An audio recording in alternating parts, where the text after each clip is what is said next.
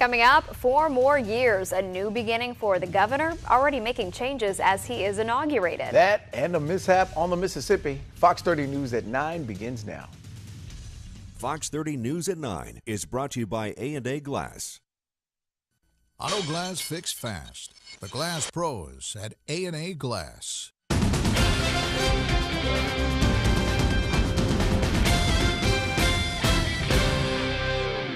MSU Meridian has a new administrative director and head of campus. I'll have more details coming up. A former Meridian Community College Eagle has soared into the American Idol stage.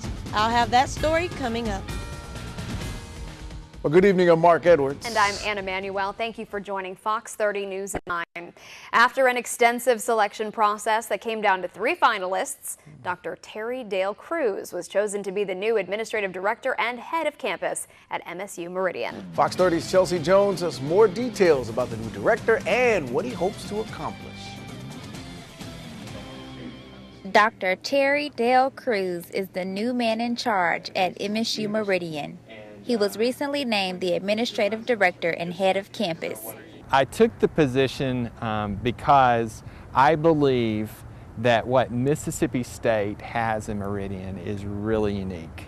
If you look at the facilities that we have, from our College Park campus downtown to our Raleigh campus, you know, because of the generous support of the community, the Riley Foundation, the Phil Hardin Foundation, and many others, you look at what Mississippi State has been able to do in Meridian, and you look at the facilities we have, and having visited college campuses all across the nation, I can tell you this is really unusual. After spending 12 years in enrollment management and higher education, Dale Cruz explains what he thinks will be the most exciting part of his new job.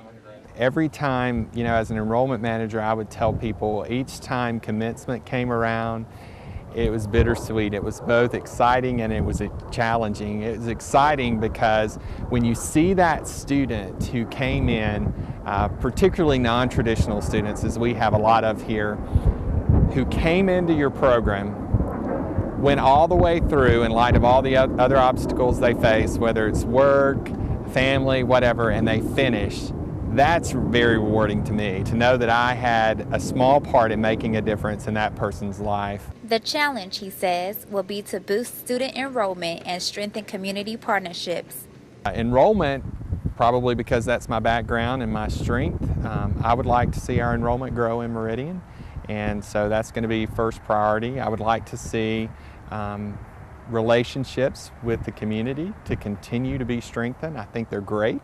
And I think that there's obviously an opportunity for us to grow them. And I would like to see us to become more involved with what's going on in industry around here and economic development. So those are a few goals that I have right out of the gate, and hope to be able to accomplish some of those things in the first year. Chelsea Jones reporting, Fox 30 News. Well, Dr. Cruz's first day in office was January the 4th.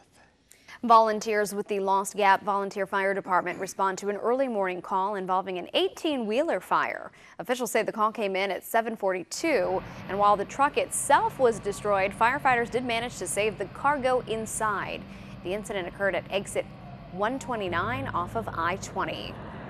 4 barges sunk today in the Mississippi River after they hit the US 80 railroad bridge near Vicksburg. 22 barges carrying coal were being pushed when the collision happened this morning.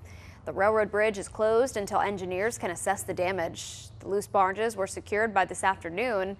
The Mississippi River, as you may know, is above flood stage in Vicksburg.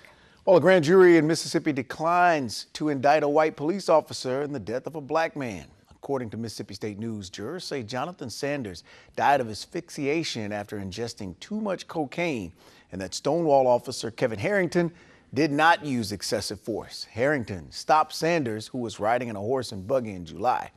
The circumstances surrounding Sanders' death was unclear at the time, prompting protests and allegations of police brutality. Republican Phil Bryant begins his second term as Mississippi governor. I state your name. I, Phil Bryant, Do solemnly swear do solemnly swear that I will faithfully Yeah, he was inaugurated today there on the steps of the Capitol. A parade will follow in downtown Jackson. Bryant easily defeated the Democratic nominee, long-haul truck driver Robert Gray, in the November election. The 61-year-old Bryant previously served 4 years as lieutenant governor and 10 as state auditor. Meanwhile, Governor Bryant nominating a new director for the Mississippi Department of Human Services, which faces federal court scrutiny over its handling of foster care cases. John Davis will become director after Ricky Berry retires January 31st. Davis has been deputy director under Berry for the past 4 years. The state Senate, though, must confirm him in that top job. A nice recovery today after a pretty cold start. Yeah, Chief Meteorologist Chris Summers is here with our first forecast. Hey, Chris. Hey, guys. Yeah, we just started in the 20s across the area today, but had a lot of sunshine out there. Made it back in the upper 50s to low 60s in most locations, about where we should be for this time in January. It looks like about the same weather for our Wednesday. We'll start out in the 20s. Once again, upper 20s across the area with lots of sunshine in the area as we go through not only the early morning hours of our Wednesday, but even into the afternoon, with high temperatures reaching about 59 degrees by 5 o'clock in the afternoon. Still seeing lots of sunshine for our Wednesday. But as we get to Thursday and Friday, we can have more clouds in the increase on our Thursday. Temperatures a little bit warmer, though, but some rain returns by Friday.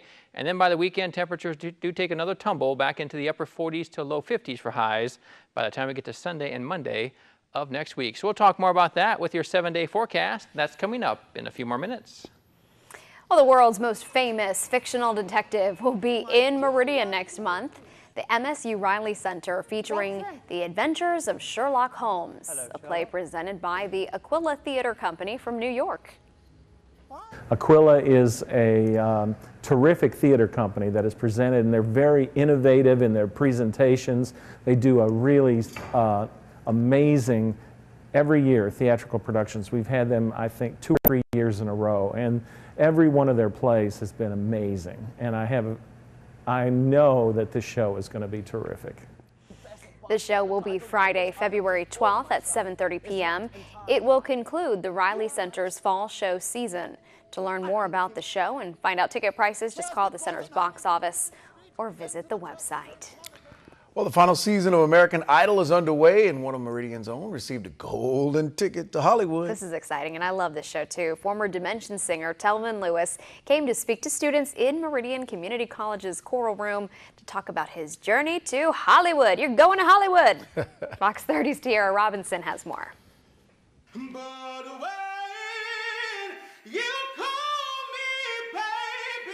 Telvin Lewis showcased his alto and first tenor talents as a member of Dimensions and concert choir MCC. But now he has a new stage to sing on. This young man is 1 in a million already. He's made it to a level that so many aspire to but never make it. We're just so very proud of him, what he has done in the past, what he's doing now, and what he will surely do in the future. He's made such a positive statement for our music program. Lewis's journey was not easy. He auditioned for American Idol 5 times, and his first audition was in 2010 in Nashville, Tennessee, where he sung Somewhere Over the Rainbow. But his June 30th of 2015 audition at Ole Miss, out of 2,000 people, he was one of 20 to move on to Little Rock, where he got his ticket to Hollywood. Never give up on your dreams. Like I said, this is my 5th time auditioning for American Idol. And like that just kind of pushed me even further, just to keep going harder, to get better as a singer, as a person, as a performer. Just keep your faith in God. Pray to Him every day. Mount Pleasant Baptist Church is where he began his singing debut, singing Jesus Is My Rock. Lewis says his mother is his biggest inspiration and supporter, and she pushed him to follow his dreams. And his choral director, Tammy Miles, who taught him for 2 years at MCC, also helped him to grow as a performer. So excited. I could not be more excited and happy for him. I know that's his dream, and so he is really accomplishing that. And that, as his teacher, that always makes a teacher proud to see your students excel. The Southern Miss recording industry production major has hopes to start his own record label someday to help others follow their dreams. Tiara Robinson, Fox 30 News. And such a pretty voice he has. Be on the lookout for Telvin on American Idol season 15, the final one. Of course, it's right here on Fox. Let's keep our fingers crossed. Always. All right. Well, up next, ISIS strikes again.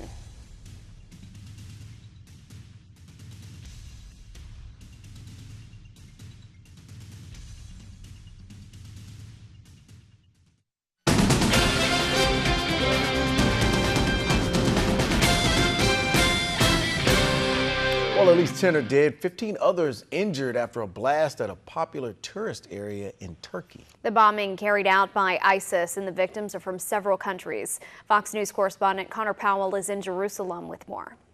A grim scene in Istanbul after a suicide bomber targets the city. The deadly blast going off in a popular tourist area there. Turkish President Recep Tayyip Erdogan condemning the attack, which he says was the work of a Syrian. I express my condolences to those who were killed in the blast and hope for a quick recovery for those who were wounded. The attack happening in a park near the historic Blue Mosque, both Turks and foreigners among the victims. Germany and Denmark warning their citizens to avoid crowds at tourist attractions in the country. Istanbul was hit, Paris was hit, Tunisia was hit, and Ankara too was already hit.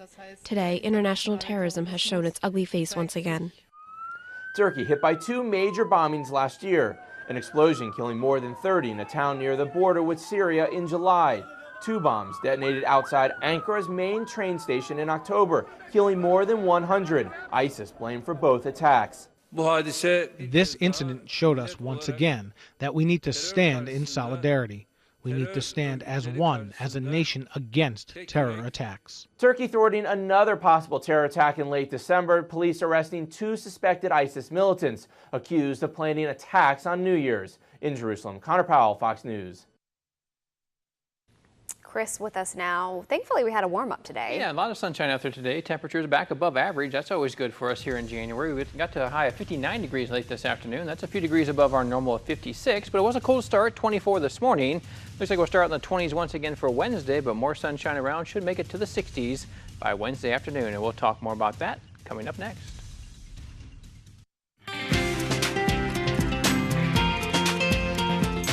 And a good Tuesday evening, everyone. We did see a pretty nice day out there today, even though we started out in the 20s this morning. We had a lot of sunshine around the area, and that got our temperatures back into the upper 50s by late in the afternoon, a couple degrees above where we should be for this time in January. It looks like we'll do the same thing all over again for our Wednesday. We'll start in the 20s around 7 o'clock in the morning, mostly sunny skies, about 27, up to 52 by noon. Still partly to mostly sunny skies expected.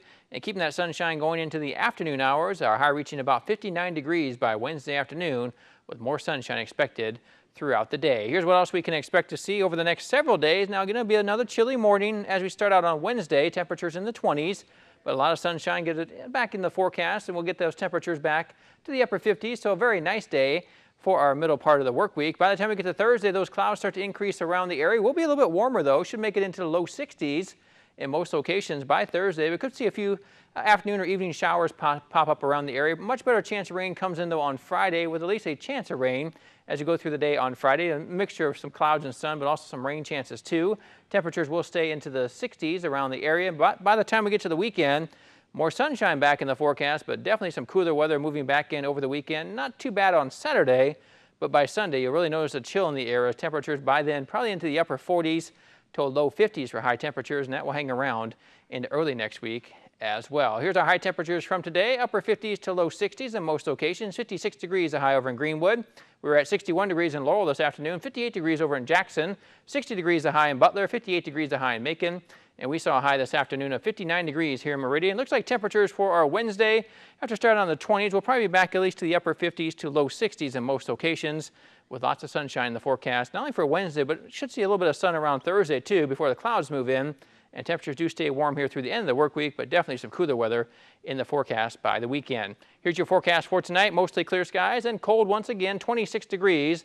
By tomorrow morning, winds out of the west at around 5 miles per hour. As we head into our Wednesday, we'll get a lot of sunshine back in the forecast, 59 degrees with mostly sunny skies and pretty seasonal for this time of year, winds southeast at about 5 miles per hour. Here's your 7-day forecast as we go through the next 7 days.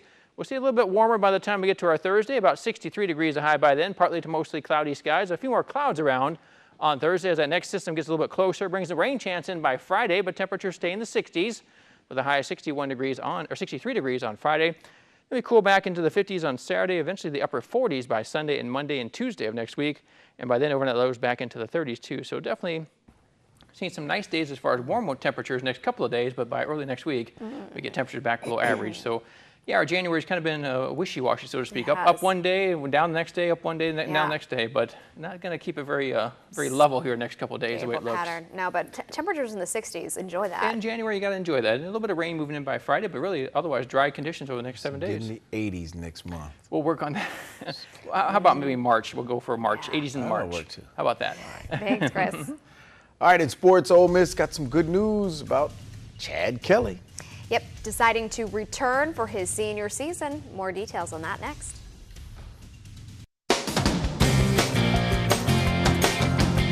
Ole Miss fans, rest assured, quarterback Chad Kelly isn't going anywhere.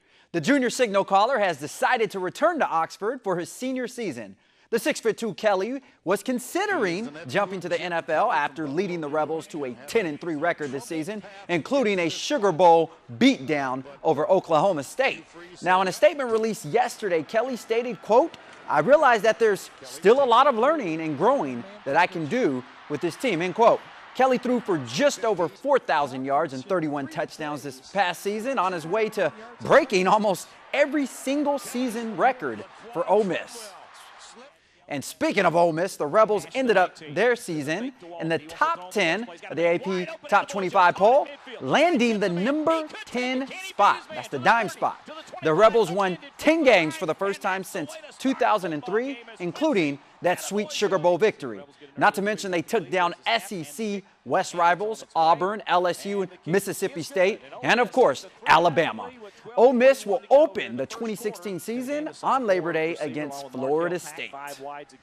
And speaking of Alabama, they have won yet another college football championship as they defeated Clemson last night. Now, it's Alabama's 4th national title in 7 years and Saban's 5th, trailing only legendary head coach Bear Bryant, who has 6. Now, in a losing effort, Deshaun Watson dazzled as he accounted for 473 yards and was pretty much unstoppable. Now, his 473 yards is a record in the championship game, but it wasn't enough. Oh, well, maybe Ole Miss will be back next year. And look at this. The NFL is officially returning to Los Angeles. Commissioner Roger Goodell and all 32 team owners met in Houston today to finalize the plan, and the St. Louis Rams are headed to Inglewood. The San Diego Chargers also have the option to join the Rams if they like. Now, the owners of the Raiders and Chargers brought Disney CEO Bob Iger to the meetings to help them pitch their idea. Here's what Iger had to say. Well, I happen to believe that Carson's the best site and that the two-team approach is the best approach, and the Raiders and the Chargers should be there. That's it. It's that simple. I think if you're going to bring the NFL back to Los Angeles, you should be big and bold, and 2 is better than 1. First of all, you'll have home games virtually every week. Secondly, you give people in Los Angeles some choice in terms of rooting interest. There hasn't been a team there in a long time. I think that's great, and I think it makes sense economically as well. Well, even though the Raiders bowed out, the Chargers have 1 year to let the NFL decide if they will indeed move to join the Rams. And the vote was passed by a 30-2 vote. So I wonder who are the 2 owners that didn't want that to happen. But at any rate, at least it's exciting for LA to have a football team back there after a 20-year drought and to have the Rams back home. Will the fans get excited about it? You got to wonder. There's just so many sports. There's so much sports happening there. So there's a lot that goes on there, but it's not every day you get an NFL team in your city. So it's pretty big. Yeah. Thanks. Appreciate it. Next on Fox 30 News at 9, the TV interview being called the best ever. We will show you next.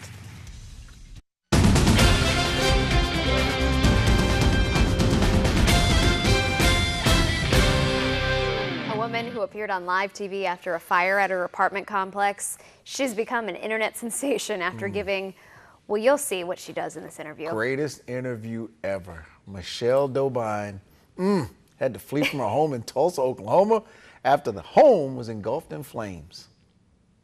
My friend came to the door. She said, well, I was on the phone cooking me and my baby some breakfast. And she said, hey, something wrong, it's popping. I said, what? She said, yeah. I said, no. So the girl come downstairs. She come out her apartment with her baby with no shoes on. I said, oh, girl, it's cold outside. She said, something ain't right. I said, oh, man. She said, oh, man, the building is on fire. I said, no, what? I got my 3 kids and we bounced out. We ain't gonna be in no fire, not today. I've watched this several times. It gets me every time. Fortunately, no one hurt in that fire. No, I just can't wait till the reality show comes out with her. You know, I'm sure the offers will be pouring in. Before that happens, though, she'll be probably auto-tuned and put into some kind Exactly. of music video. I don't know. How do you bounce out of somewhere? I guess I wasn't aware of that. How do you bounce out of a Come place? on. Slang, come on. Yeah. Good night.